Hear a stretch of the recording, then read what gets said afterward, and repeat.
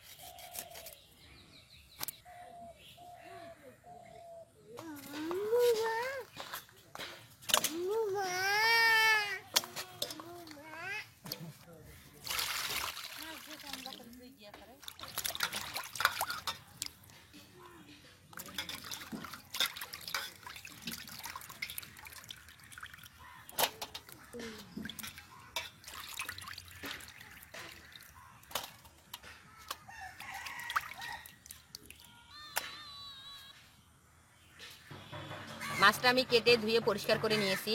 মাছটা আমি এখন ম্যারিনেট করে রাখবো।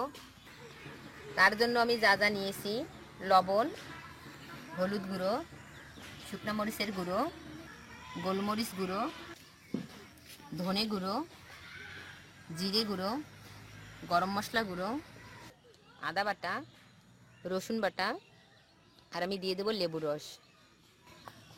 তো প্রথমে আমি দিয়ে দিচ্ছি লবণ, হলুদ গুঁড়ো, শুকনো মরিচের গুঁড়ো, দিয়ে দিচ্ছি গোলমরিচ গুঁড়ো, ধনে গুঁড়ো,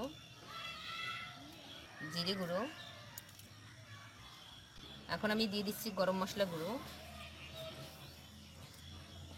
এখন আমি দিয়ে দিব আদা বাটা, রসুন বাটা,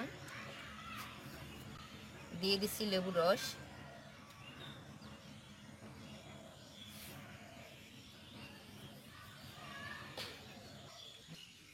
এখন আমি সবগুলো একসাথে ভালোভাবে মেখে নিব।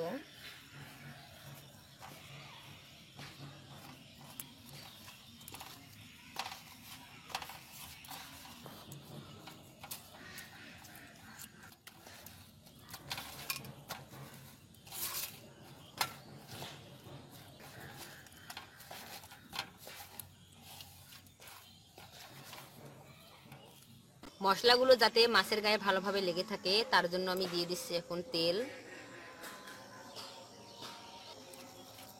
আবারও একটু ভালোভাবে মেখে নিব। এখন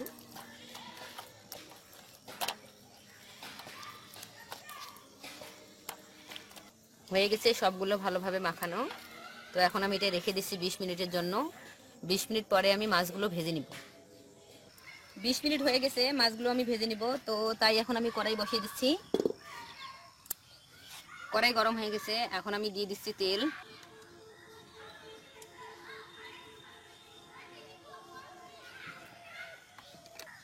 তেল হয়ে গেছে, তো এখন আমি দিয়ে দিচ্ছি মাছ।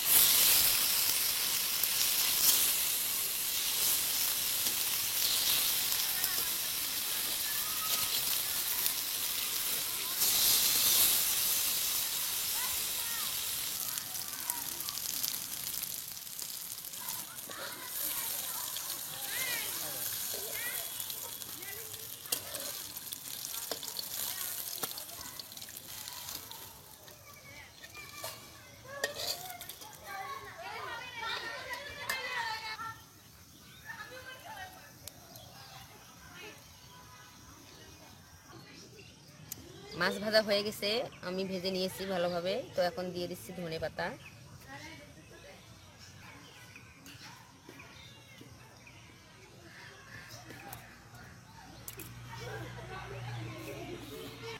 বন্ধুরা, আপনারা দেখতে পাচ্ছেন আমি মাছগুলো খুব ভালোভাবে ভেজে নিয়েছি।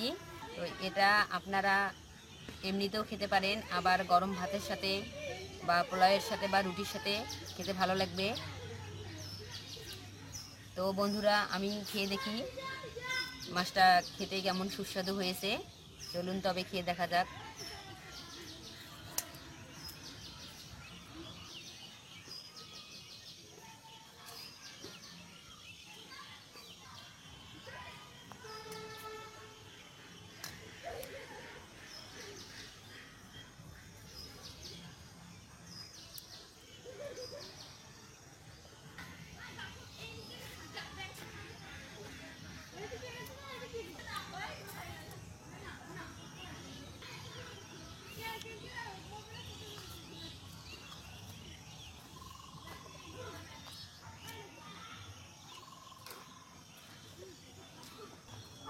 বন্ধুরা, খেতে খুবই ভালো হয়েছে, খুবই সুস্বাদু হয়েছে মশলা দিয়ে এই মাছ ভাজা।